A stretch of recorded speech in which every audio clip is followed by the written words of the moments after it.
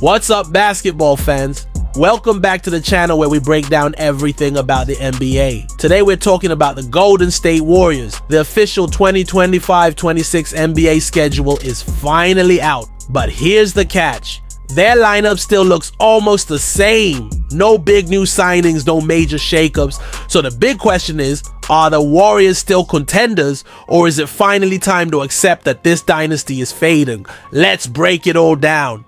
Opening night, Iron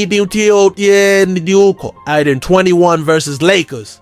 They opened the season in a blockbuster matchup against LeBron and the Lakers. Steph versus LeBron again. It could be one of the last times we see these two icons face off on opening night.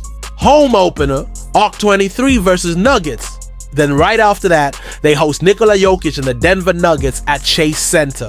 That's back-to-back championship level opponents to start the year. National TV games. Here's the crazy part. The Warriors are still one of the NBA's most popular teams. They'll play 34 nationally televised games across ESPN, ABC, NBC, and Prime Video. That's tied for the most in the league. Holiday matchups. On Christmas Day, they face Kyrie Irving and the Mavericks. And on MLK Day, they'll go up against the Miami Heat. The NBA still wants the Warriors on center stage.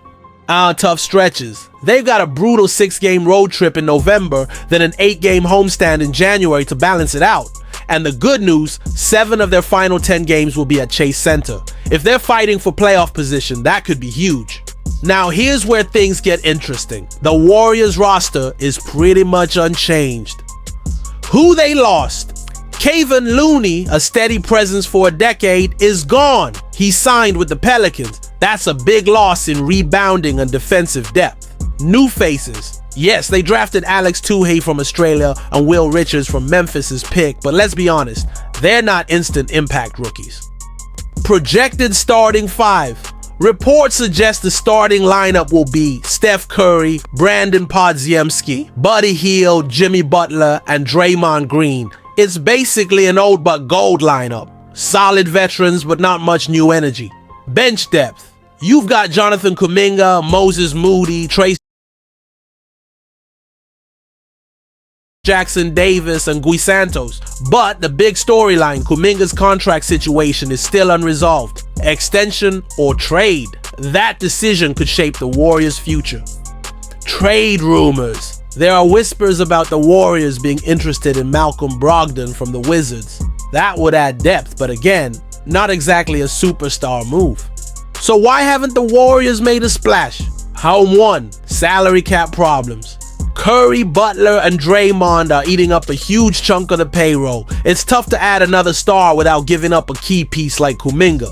2, veteran loyalty. The Warriors want to keep competing while Steph is still playing. They refuse to rebuild until he retires. 3, business over basketball. Let's be real. Whether or not they're contenders, the Warriors remain one of the NBA's most marketable teams. As long as Curry is there, the NBA will keep them in the spotlight. So what can we expect? Best case scenario, if Curry stays healthy, Butler still has gas left, and Kuminga takes a leap, they could fight for a top 6 seed in the West. Worst case scenario, if injuries pile up and their depth struggles, they might slip into the play-in tournament or miss the playoffs altogether. X factor, Jonathan Kuminga. His development could be the difference between the Warriors being competitive or falling behind the new generation of teams like the Thunder, Spurs, and Pacers. So there you have it. The Golden State Warriors schedule is loaded with primetime games, but their lineup hasn't changed much.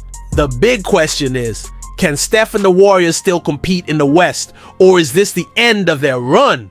Drop your thoughts in the comments, and don't forget to like, share, and subscribe for more NBA breakdowns. Until next time, peace out, basketball fans.